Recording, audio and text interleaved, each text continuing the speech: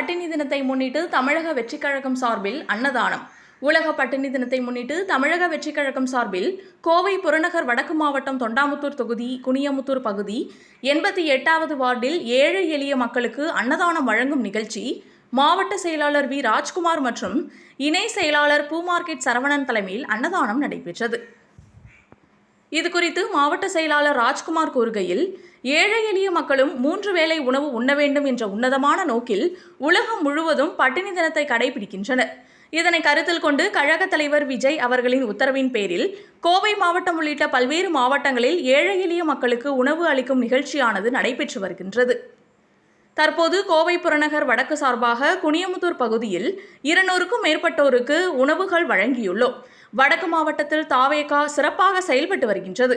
இதுபோன்று மக்களுக்கு தேவையான அத்தியாவசிய பணிகளை செய்வதில் தமிழக வெற்றிக் கழகம் முன்னிலை வகிக்கும் என்பதை இத்தருணத்தில் தெரிவித்துக் கொள்கிறேன் என்றார். இந்நிகழ்ச்சியில் மாவட்ட நிர்வாகிகள், பகுதி செயலாளர், வார்டு செயலாளர்கள், 88வது வார்டு நிர்வாகிகள் நவீன்ராஜ், ராமலிங்கம், செந்தில்குமார், கார்த்திக், விக்னேஷ், ரட்சன், இப்ராஹிம், வினோத், கவின், ராகுல், பொதுமக்கள் உட்பட ஏராளமானோர் கலந்து கொண்டனர்.